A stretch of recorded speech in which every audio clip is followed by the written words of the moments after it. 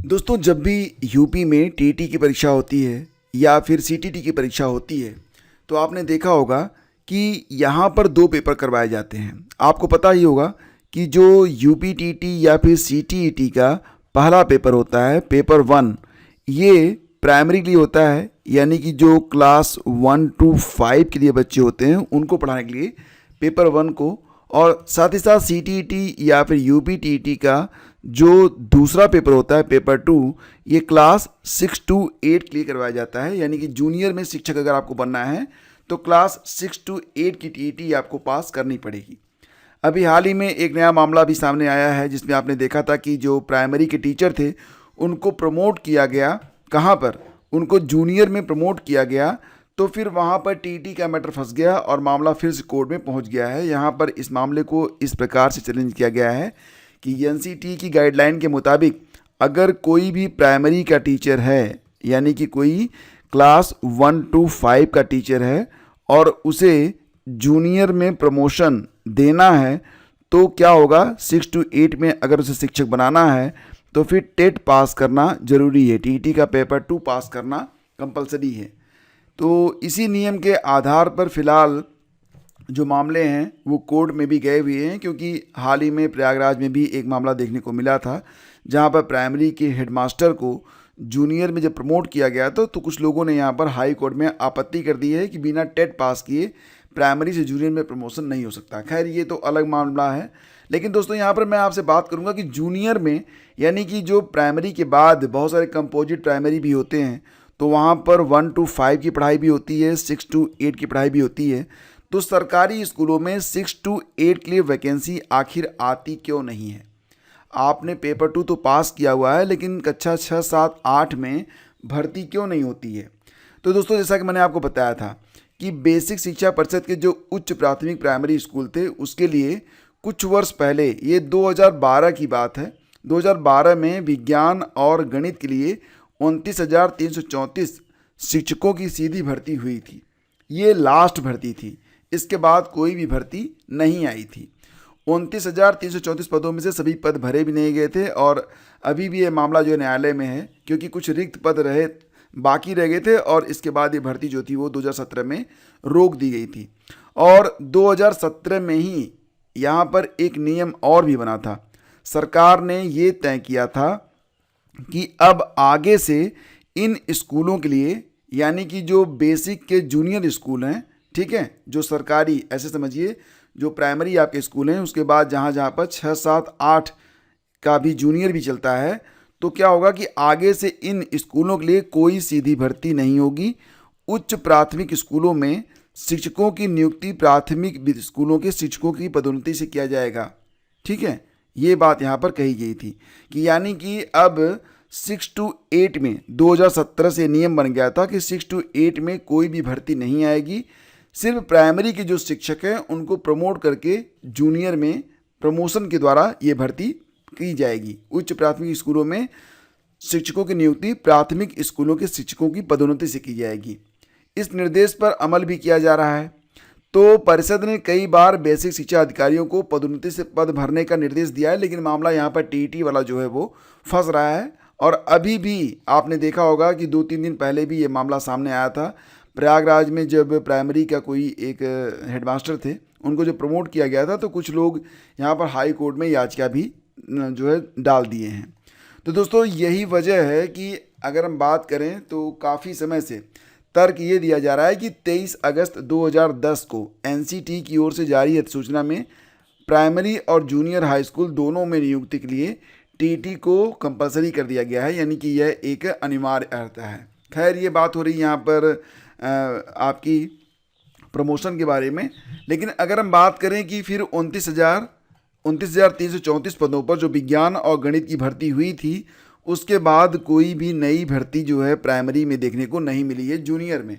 ठीक है, हालांकि अगर हम देखें तो 68,500, 69,002 शिक्षक भर्तियां हुई हैं, उसके बाद कोई भर्ती हुई नहीं, लेकिन उससे बहुत पहले जूनियर में भर्ती आई थी 29,334 पदों पर, और इसके बाद जूनियर में कोई भी भर्ती आई ही नहीं। हाँ, एडेड जूनियर के बारे में हम बात करें तो 2021 का जो मामला है, जिसका रिजल्ट 2 बार आ चुका है 2021 में। यहाँ पर देखो जो मैं शब्द बता रहा हूँ आपको, ये एडेड के बारे में बता रहा हूँ। तो एडेड जूनियर शिक्षकों की जो भर्ती के लिए अभी फ़िलहाल अब कोर्ट में कोई भी मामला पेंडिंग नहीं है, लेकिन फ़िलहाल जो जानकारी मिल रही है उसके मुताबिक यही है। हालांकि कई बार जानकारी मिल चुकी है कि बहुत जल्द इस पर कार्रवाई होगी, नियुक्ति हो जाएगी, लेकिन अभी तक एडेड जूनियर टीचर वैकेंसी जो है ये पूरी नहीं हो पाई है, जो कि 2021 में स्टार्ट हुई थी। ठीक है, तो खैर ये मामला अभी भी पेंडिंग है और इस पर जो अभ्यर्थी चयनित हुए हैं वो लगातार जो है लखनऊ है, दिल्ली है और प्रयागराज है, वो अपनी जो है दौड़ कर रहे हैं और लगातार अधिकारियों से, नेताओं से मिल रहे हैं। हर तरफ से उन्हें आश्वासन भी मिल रहा है। एक बात मैं आपको बताना चाहूँगा कि ये जो भर्ती आई थी 2021 वाली एडेड जूनियर वाली, कुछ लोग, कुछ चैनल आपको बताते हैं ये कैंसिल होगी, तो कैंसिल वैंसल नहीं होगी। भर्ती आपको मिलेगी, थोड़ी सी मतलब लेट भले ही हो, लेकिन ये भर्ती आपको मिलेगी। यहाँ पर देखो मुख्य मुद्दा ये था, कुछ लोगों ने ये जानना चाहा था कि क्या मामला है जिसकी वजह से प्राइमरी में शिक्षक भर्ती की तो बात होती है, प्राइमरी में शिक्षक भर्ती की तो बात होती है, लेकिन प्राइमरी के बाद जो सरकारी जूनियर हाई स्कूल होते हैं उसमें शिक्षक भर्ती की बात क्यों नहीं होती है। तो ये मैंने आपको यहाँ पर ये बताया कि 2017 में ही ये निर्णय लिया गया था। और देखो इसके बारे में अगर आपको पढ़ना है ना अखबारों में, तो मैं आपको एक लिंक दे दूँगा डिस्क्रिप्शन में, और उस पर क्लिक करेंगे तो ये न्यूज़ आपको मिल जाएगी। अब प्राइमरी से उच्च प्राथमिक पदोन्नति को टीटी होगा कंपलसरी। और इसके बाद ये न्यूज़ जो मैंने आपको दी थी कि सरकार ने तय किया है कि आगे से इन स्कूलों में कोई सीधी भर्ती नहीं होगी। ये दैनिक जागरण की न्यूज़ है, इसका डायरेक्ट लिंक मैं आपको डिस्क्रिप्शन में डाल दूंगा, आप जाके देख लेना इसको। ठीक है, मैं अपनी तरफ से नहीं बता रहा हूँ आपको, जो चीज़ है वास्तव में वही मैं आपको बताने वाला हूँ और वही बता रहा हूँ। ठीक है, तो दोस्तों सारी बातें अब आप समझ रहे होंगे। इसके बाद हम अगर आगे बढ़ें तो कुछ और भी खबरें हैं। तो यहाँ तो क्लियर हो गया ना कि आखिर क्यों सरकारी जूनियर स्कूलों में शिक्षक भर्ती नहीं आती है। प्राइमरी में बात होती है, टीजीटी की बात होती है, पीजीटी की बात होती है, डिग्री कॉलेज में भी शिक्षक भर्ती की बात होती है, लेकिन जूनियर में इसलिए बात नहीं होती है क्योंकि जूनियर में जो शिक्षकों के पद हैं उन्हें सीधी भर्ती से नहीं बल्कि प्रमोशन के थ्रू भरने की बात की गई थी और ये नियम 2017 में ही बन गया था। करेक्ट। अब आगे बढ़ते हैं, बात करते हैं, और ये अगली खबर आप देखिए, नगर निकायों में 607 पदों पर होगी भर्ती। दोस्तों मैंने कई बार आप लोगों से कहा है कि जो पीटी की परीक्षा होने वाली है, पीटी 2025 की परीक्षा, ये आपके लिए अत्यंत ही ज़रूरी है, मोस्ट इम्पॉर्टेंट एग्ज़ाम है। इसमें आपका परसेंटाइल बहुत अच्छा आना चाहिए। कारण क्या है? कारण ये है दोस्तों कि फ़िलहाल पेट 2025 के बाद आपको लोअर पीसीएस की जो वैकेंसी देखने को मिलेगी फ्रेंड्स, तो इसमें आप पक्का मान चलना कि कम से कम पदों की संख्या 1000 प्लस रहने वाली है। अगर यह 1200-1300 पद भी पहुंच जाए तो कोई आश्चर्य वाली बात नहीं है। लोअर पीसीएस में कई सारे पद ऐसे होते हैं जो कि बहुत ही गरिमामयी माने जाते हैं, बहुत ही प्रतिष्ठित पद माने जाते हैं। जैसे कि हम बात करें, जो अधिशासी अधिकारी होते हैं, ईओ होते हैं, उनके 308 पद भरे जाएंगे। ये पेट 2025 के बाद जो लोअर पीसीएस की वैकेंसी आएगी यूपी SSSC की, उसी के माध्यम से भरे जाएंगे। एई के 34 पद होंगे। इसके अलावा देखा जाए तो जेई की 212 पद होंगे, लेकिन अवर अभियंता के कुल 607 पद भी इसमें शामिल हैं। अभी फिलहाल जो अध्याचन भेजे गए हैं उसमें भी संख्या जो है लगभग 900 के ऊपर जा रही है। कई सारे पद हैं जिनका अध्याचन भी प्राप्त नहीं हुआ है और बहुत सारे पदों पर भर्ती होनी है। तो इसलिए मैं आप लोगों से बार बार कहता हूं कि पेट को लेकर सीरियस रहिए। अगर पेट में आपके नंबर कम हुए तो यकीन मानिएगा कि आगे आपको बड़ी दिक्कत आने वाली है। कई महत्वपूर्ण भर्तियों से आप बाहर हो जाएंगे, आप फार्म ही नहीं भर पाएंगे, कट ऑफ को आप क्लियर ही नहीं कर पाएंगे, और फिर आप आंदोलन करेंगे कि पेट हटाओ, पेट हटाओ। पेट हटेगा नहीं, क्योंकि यूपी SSSC ने बहुत सोच समझ के पेट को लागू किया है। तो पेट परीक्षा को आप लोग सीरियसली लें और एग्ज़ाम ड्रॉप करने के बारे में मत सोचिएगा, क्योंकि अगर आपने एग्ज़ाम ड्रॉप कर दिया तो बहुत कुछ आप ड्रॉप कर देंगे। सिर्फ ये परीक्षा आपके लिए आगे कई भर्तियों के द्वार खोलने वाली है। और वैसे भी अगर आप एक सामान्य परिवार से आते हैं, बिजनेसमैन नहीं हैं, नेता नहीं हैं, तो अगर आपको नौकरी नहीं मिली तो आप करेंगे क्या, ये तो बताओ। ये सब चीज़ें आपको समझनी चाहिए। ठीक है, तो 1000 के आसपास लोअर के पद हैं, 8000 के आसपास लेखपाल के पद हैं, और भी जूनियर असिस्टेंट वगैरह के पद हैं।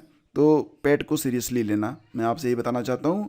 यूपीपीएससी ने यहाँ पर कुछ इंटरव्यू के कार्यक्रम जारी किए हैं। खैर ये आपके काम के नहीं हैं क्योंकि ये आयुष विभाग से संबंधित हैं। 4 को, 8 को, 9 को, 10 को, 11 को, 12 को ये इंटरव्यू करवाए जाएंगे। तो अगर आप प्रोफेसर हैं वगैरह, जो आयुष विभाग के अंतर्गत, तो ये आपको देख लेना चाहिए, अदरवाइज कोई दिक्कत नहीं है। ठीक है, बस ये मैं आपको बताना चाहता था कि इंटरव्यू का कार्यक्रम जारी किया गया है।